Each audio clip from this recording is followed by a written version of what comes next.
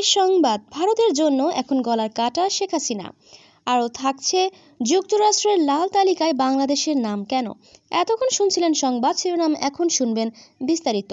ছাত্র জনতার গণ আন্দোলনের মুখে গত ৫ আগস্ট প্রধানমন্ত্রীর পদ থেকে ইস্তফা দিয়ে দেশ ছেড়ে ভারতে পাড়ি জমান শেখ হাসিনা। ১ মাস যাবৎ সেখানেই আছেন তিনি। ১৫ বছরের শাসনামলে মানবাধিকার লঙ্ঘন এবং বিরোধীদের দমন পীড়নের প্রতিবাদে এ গণ আন্দোলনের যারা নেতৃত্ব দিয়েছিলেন তাদের দাবি শেখ হাসিনাকে দেশে ফিরিয়ে এনে বিচারের মুখোমুখি করা হোক।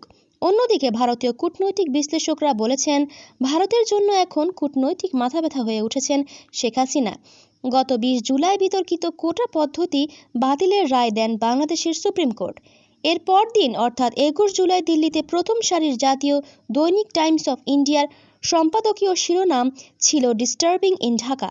এতে উল্লেখ করা হয়, আজকের বাংলাদেশ আসলে গণতন্ত্রের মৌলিক চেক বক্সগুলোতে টিক দিতেই ব্যর্থ হয়েছে, যেগুলো হলো একটি কার্যকরী বিরোধী পক্ষ, সুষ্ঠু ও অবাধ নির্বাচন এবং নিরপেক্ষ ও স্বাধীন বিচার বিভাগ। আওয়ামী লীগের বিরুদ্ধে ক্রমবর্ধমান জনরোষ ভারতের জন্য একটি নিরাপত্তাগত দ্বিধা বা সংকট তৈরি করেছে। আওয়ামী লীগ ক্ষমতা থেকে অপসারিত হলে তার জায়গায় একটি পাকিস্তান সমর্থিত সরকার আসুক, ভারত আর যাই হোক এটা কোনো মতেই চাইবে না। ফলে তাদের এখন দিশা পাল্টাতে হবে।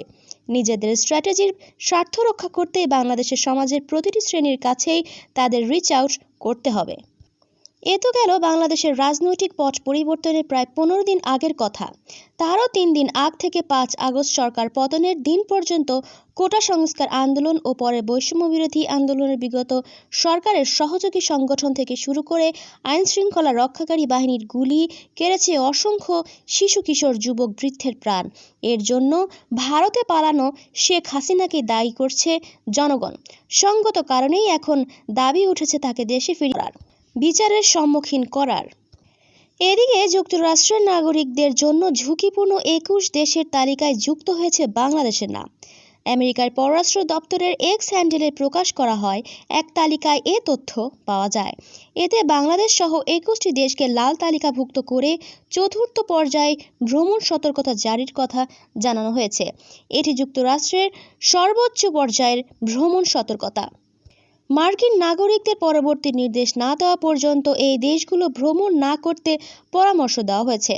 বাংলাদেশ ছাড়া তালিকায় থাকা দেশগুলো হচ্ছে Afghanistan, Belarus, Burkina Faso, Myanmar, Central African Republic, Haiti, Iran, Iraq, Lebanon, Libya, Mali, উত্তর কোরিয়া, রাশিয়া, সোমালিয়া, দক্ষিণ সুদান, সিরিয়া, ইউক্রেন, ভেনেজুয়েলা এবং ইয়েমেন। গত ৫ আগস্ট ছাত্র জনতার তীব্র গণ আন্দোলনের মুখে প্রধানমন্ত্রীর পদ থেকে পদত্যাগ করে দেশ ত্যাগ করেন আওয়ামী লীগের সভাপতি শেখ হাসিনা। এর পরদিন মার্কিন দূতাবাসের হোয়াইট হাউসের চতুর্থ ধাপের ভ্রমণ সতর্কতা জারি করা হয়। সেই সতর্কতা বার্তায় বলেছিল, বেসামরিক অস্থিরতা, অপরাধ ও সন্ত্রাসবাদের ঝুঁকির কারণে বাংলাদেশ ভ্রমণ করবেন না। সন্ত্রাসবাদ সম্পর্কে সতর্ক করে মার্কিন নাগরিকদের উদ্দেশ্যে এতে আরও বলা হয়, এই সময় স্বল্প বা আগাম সতর্কতা ছাড়াই সন্ত্রাসী হামলা হতে পারে। বিশেষ করে পর্যটন গন্তব্য, বাস, ট্রেন স্টেশন, বাজার বা শপিং মল, রেস্তোরাঁ, ধর্মীয় স্থান, স্কুল ক্যাম্পাস এবং সরকারি স্থাপনায় আক্রমণের লক্ষ্যবস্তু হতে পারে।